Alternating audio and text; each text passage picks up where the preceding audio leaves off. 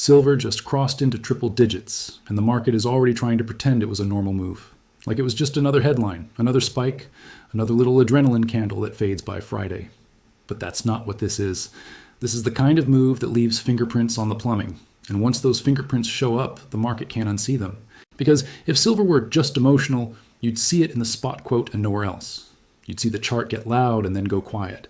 You'd see people arguing on social media and then moving on. Instead, the pressure is showing up where it always shows up when a real squeeze is forming. In the spreads, in the availability, in the premiums, and in the behavior of people who don't care about your narrative.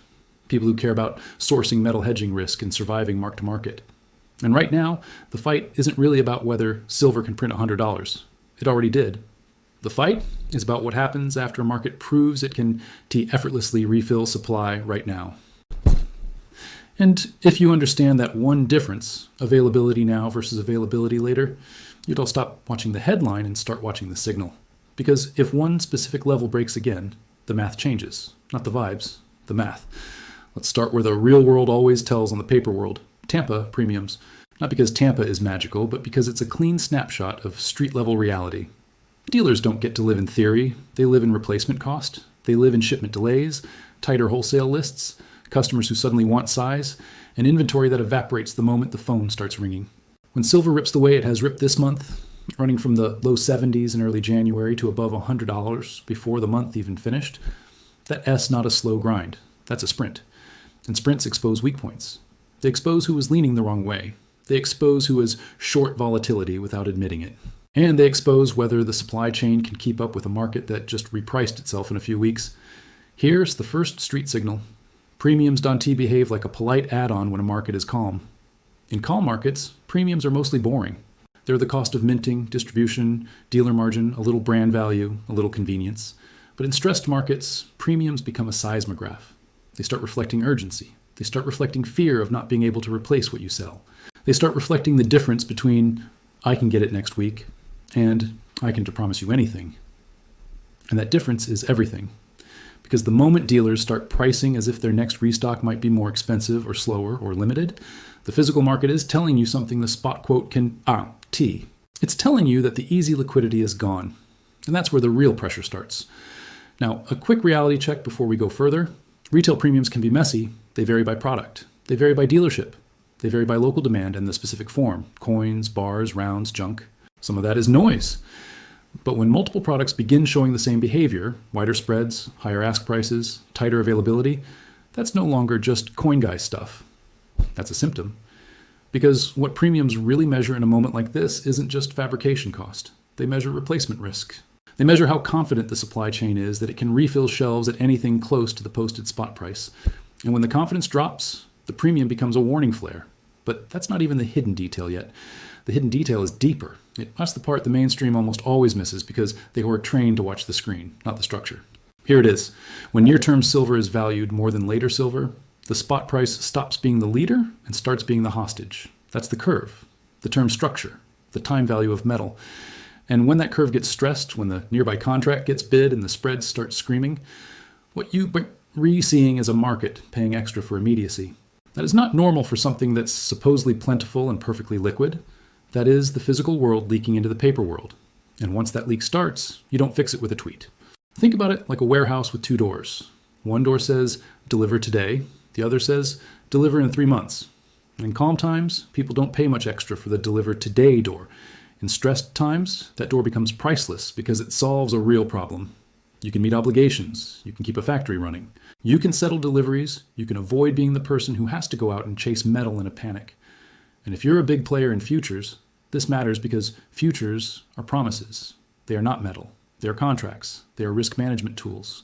And in normal conditions, the system works because enough people are willing to roll their contracts forward, sell the near month, buy the next month, because the cost to roll is manageable and the market is liquid.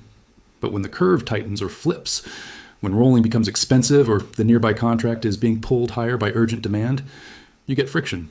You get stress. And friction in leveraged markets creates forced behavior. That's what people don't want to say out loud. The market doesn't just decide things, the market forces things. So what does a stressed curve force? It forces shorts to manage delivery risk more carefully. It forces longs to decide whether to stand for delivery or take cash and roll. It forces dealers and hedgers to widen spreads because the hedge isn't clean anymore. It forces industrial buyers to think in days instead of quarters. And it forces everybody to pay attention to calendar windows they usually ignore. And that's where the why now gets real. Because this timing, late January, creates a perfect stack of catalysts without needing a single dramatic headline.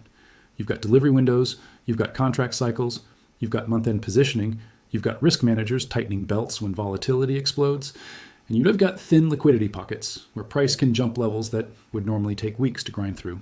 Here's what people underestimate. Price discovery is not evenly distributed across time. It clusters. It snaps. It happens when liquidity thins and positioning is lopsided. And late month windows are famous for that, especially after a month like this where silver didn't drift upward, it detonated upward. Now let's talk about the other part of the market's conflict.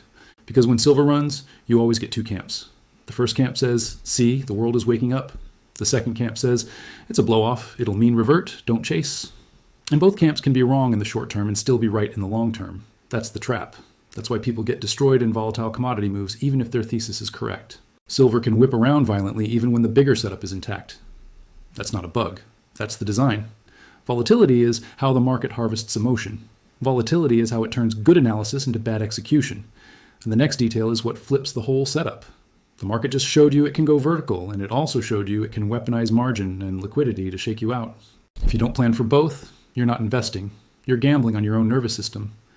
Let's stack the evidence in a way that doesn't rely on one argument, because one argument is fragile. We're going to build layers: mechanics, street symptom, institutional behavior, market structure, and then a near-term roadmap. Because if this is real, it won't just show up in one place. It will echo across the system. And right now it is echoing. First proof point, the chart itself. Silver didn't just crawl above $100, it ripped through the 90s, kissed triple digits, and pushed beyond, printing above $100 before the month ended. Moves like that tend to come with two signatures. One, a clean break of a psychological level. $100 is the loudest one. Two, a violent reaction around that level because everyone's risk model is keyed to it. Funds, dealers, option desks, the whole ecosystem. And when $100 breaks, it changes behavior.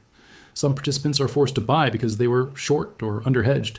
Some participants are forced to sell because their risk limits trigger. Some participants freeze because they don't trust the move. The market feeds on that conflict. But the important part is this. $100 isn't just a number. It's a line where liquidity can suddenly thin, and thin liquidity is where price can travel far fast. Second proof point, premiums. If you were seeing a meaningful spread between spot and what people actually pay for popular physical products, that's not just greed. It's a signal that the physical market is asking for compensation for uncertainty. Dealers widen spreads when they're not confident in restocking. That's simple. If I sell you something today and I'm not sure what it costs me tomorrow, I charge you for that risk today. And when enough dealers do that, you get a feedback loop. Buyers see premiums rising and either rush in, making it worse, or step back, creating choppy demand. Either way, the premium behavior becomes a measurable symptom of stress. The key is not whether premiums are high in some absolute sense. The key is whether they're rising while spot is rising and availability is tightening. That combination tells you the price move is pulling on real supply, not just paper enthusiasm. But that's not the part that matters most. Third proof point, the curve and spreads. When a market is comfortable, it tends to carry time normally. When it's stressed, it starts paying for immediacy. And the way you see that is not in the spot quote. You see it in how the front month trades relative to later months and how the roll behaves. If the nearby contract is being bid aggressively, that's a sign that participants value near-term access. That can happen for different reasons. Delivery demand, hedging pressure, a scramble to avoid being caught short nearby. But the common thread is the same. I need it now. And when I need it now shows up in a leveraged futures complex, it can create forced buying. Because if you're short the nearby contract and you can't comfortably roll, you're refacing two uncomfortable options. Pay up to roll or pay up to buy it back. Either way, you're paying. And when enough players face that at the same time, price doesn't move like a normal auction. It jumps. It gaps. It prints candles that look impossible. And then people say, that's irrational. But it's not irrational. It's the market doing math under stress. And if this one level breaks again, the math changes. Fourth proof point, institutional physical exposure through big vehicles. Whether you love ETFs or hate them, they matter because they're a bridge between capital and metal. When flows go into large silver trusts, it can translate into physical sourcing requirements, depending on structure and creation/redemption mechanics. And even small percentage shifts in institutional demand can represent a lot of ounces relative to the incremental supply the market can deliver quickly. You don't need to claim that ETFs are draining the world to understand the pressure. You just need to understand scale and timing. In a calm market, inflows are manageable. In a stressed market with a tight curve and rising premiums, the marginal unit matters more. It's like a crowded theater. One person moving isn't a big deal. 100 people moving at once changes everything. And when big money wants convenient exposure during a momentum phase, they often choose the most liquid bridge available. That bridge is not a coin shop, it's the institutional market. But the metal still has to exist somewhere in the system, and that's where the real pressure starts. Fifth proof point, inventory optics versus deliverability reality. People love to point at vault totals like they're definitive. There's plenty of metal. There's no shortage. Look at the vault data. And vault data can be useful context, but it's not a direct measure of what is available at the margin for delivery under stress. Because metal in a vault is not the same as metal offered for sale or delivery at this price. Some metal is allocated, some is earmarked, some is held as long-term reserve, some is tied up in financing structures, some is simply not moving unless the price compensates the owner. And in stress, the question isn't, does metal exist? The question is, what price unlocks it, and how fast can it move through the chain? That's a huge difference.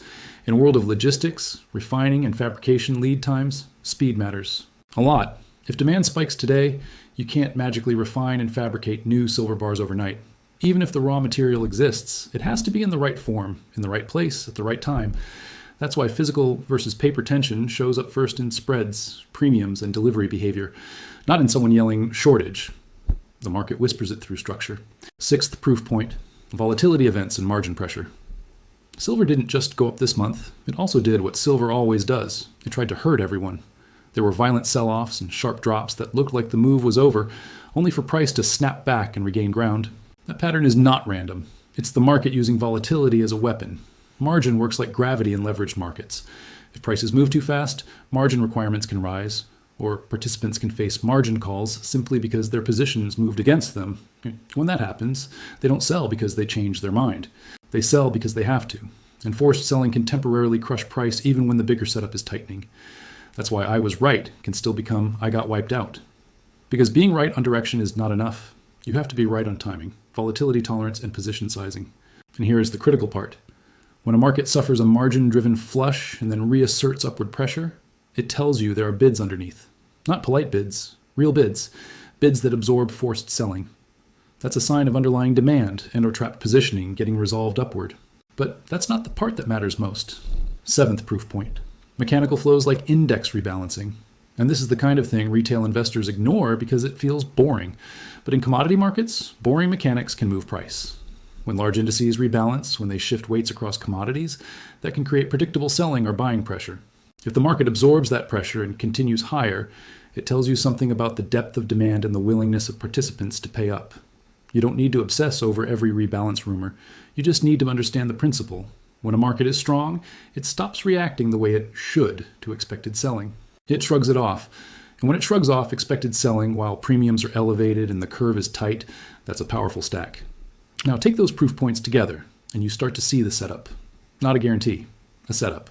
Silver has shown explosive momentum, physical market stress signals, curve dynamics that suggest urgency, institutional bridges that can amplify demand, inventory nuance that makes plenty of metal less comforting, and volatility events that fail to kill the move.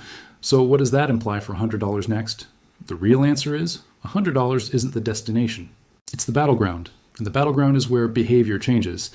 Because after a level like $100 breaks, the market does two things. It tries to celebrate, and it tries to punish, sometimes in the same hour.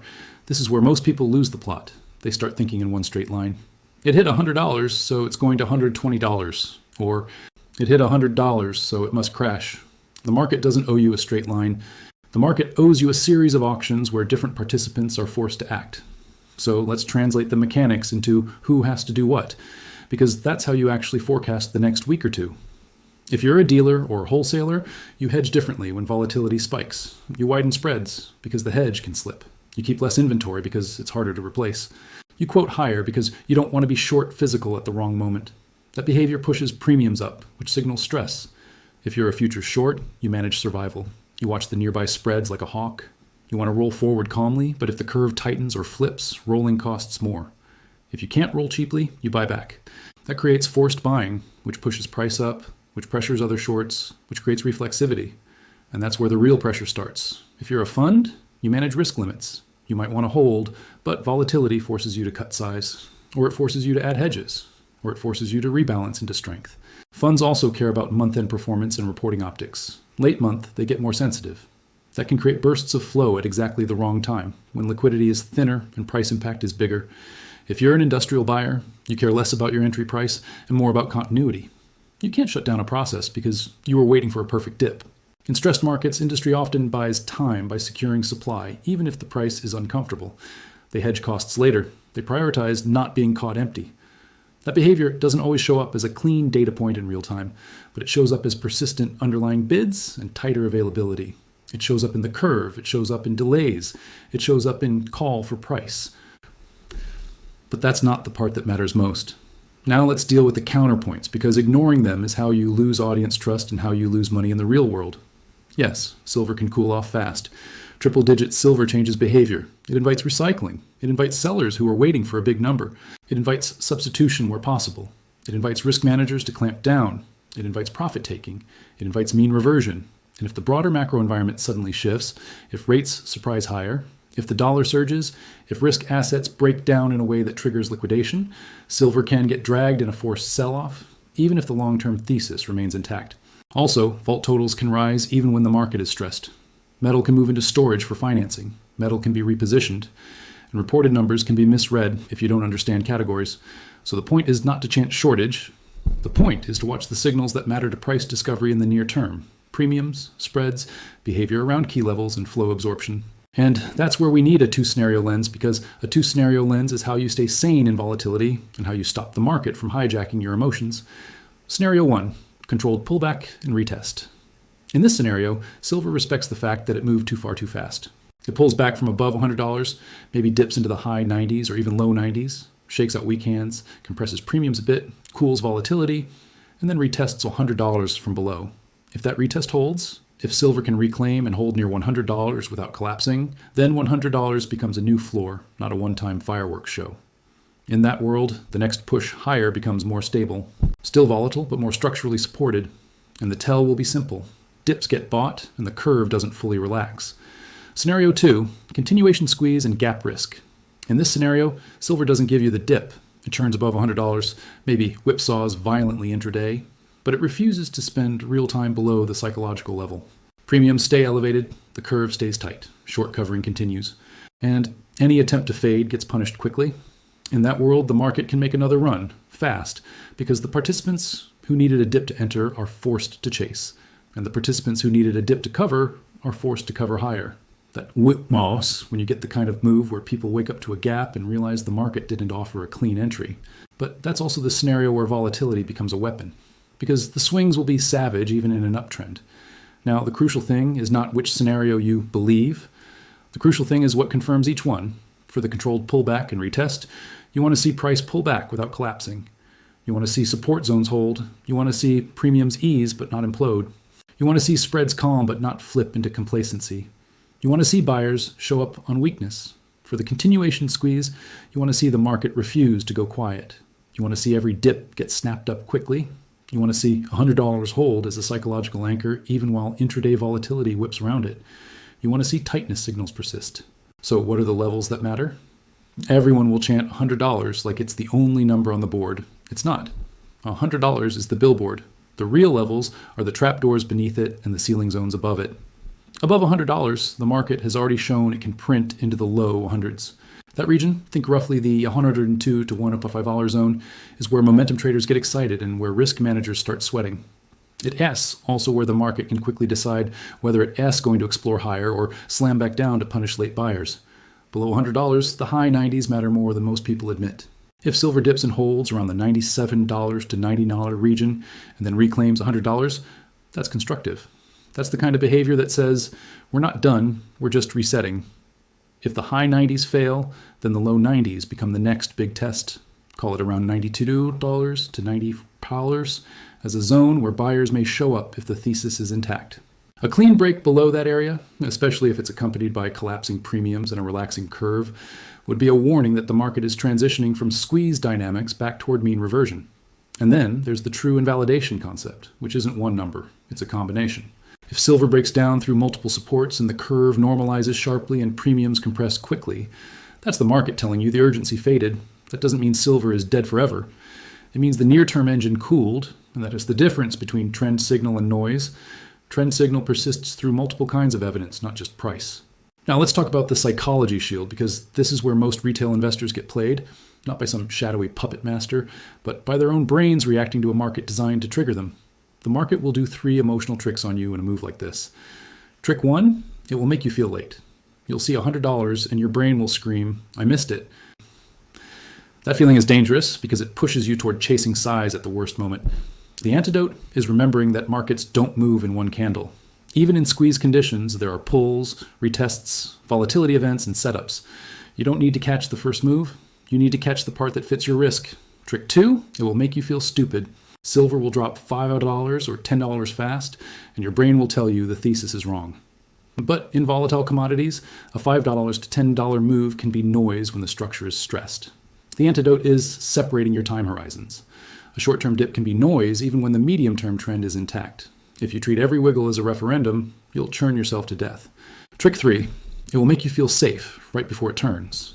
Silver will calm down, it will trade tight, it will feel like the danger passed, and that's often when it launches or breaks. The antidote is having a plan before the calm, not during it. Because during the calm, your guard drops, and that's when the market takes advantage. And that's where the real pressure starts. So, what comes next practically over the next week or two? First, watch how silver behaves around $100 into the turn of the month. Month end is not mystical, but it's real in terms of flow. Funds rebalance. Risk managers mark books. Hedgers adjust. And when a market is volatile, those flows have more impact. If silver can hold above $100 into month end despite whipsaws, that's a statement. Second, watch premiums locally. You don't need perfect data. You just need consistent observation. Are dealers widening spreads and quoting defensively? Are popular products staying expensive relative to spot? Are you seeing limited inventory language more often? If premiums stay sticky while price holds, that supports the idea of real-world tightness. If premiums collapse while spot holds, that could mean the physical urgency is easing. If premiums collapse and spot breaks supports, that's a bigger warning. Third, watch the curve behavior through the lens of urgency. Are nearby contracts staying firm relative to later months? Are spreads staying tight? Are rolls becoming more expensive? You don't need to be a professional spread trader to understand the logic. If the market keeps paying up for immediacy, the engine is still hot. If it stops paying up, the engine is cooling. Fourth, watch for volatility traps. A common pattern in moves like this is a sharp drop designed to trigger panic, followed by a quick reclaim that traps sellers. Another common pattern is a sharp spike designed to trigger FOMO, followed by a sudden drop that punishes chasers. If you know these patterns exist, you stop treating them as personal attacks and start treating them as structure. Fifth, watch flow absorption. This is subtle but powerful. When silver sells off hard intraday, does it bounce quickly? When it rallies, does it hold gains into the close? When it dips below a level, does it reclaim it quickly or does it bleed? Those behaviors tell you whether buyers are real and whether sellers are in control. And now, the big question, is $100 next? As in, is it the next step and then we're off to the races? Or is $100 the top? The honest answer is, $100 is the test. It's the line that decides whether this is a new regime or a temporary eruption. And new regimes don't announce themselves with certainty. They announce themselves through repeated behavior, holding key levels, sustaining tightness signals, and surviving volatility attacks. If the hidden detail, the curve and immediacy premium, stays alive, $100 can become a platform. In that world, you can see silver attempt higher levels because the market is still paying for now, and that creates structural support underneath price. But if the curve relaxes and premiums compress and price loses multiple supports, then you're looking at a mean reversion phase that can be brutal and fast, even if the longer-term story remains constructive.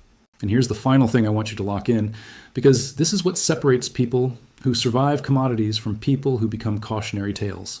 You don't win by predicting perfectly. You win by managing risk while you watch the evidence evolve.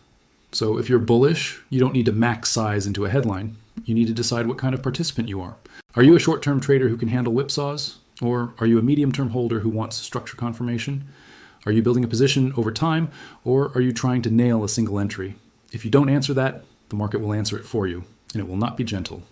And if you come career to skeptical, which is healthy, then don't just chant and bubble and wait for a crash. Watch the evidence. Watch whether the market can stay above $100.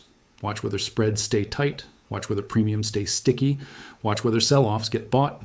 Skepticism becomes powerful when it's evidence-driven, not ego-driven, because the truth is both sides can get paid in a market like this, and both sides can get wrecked.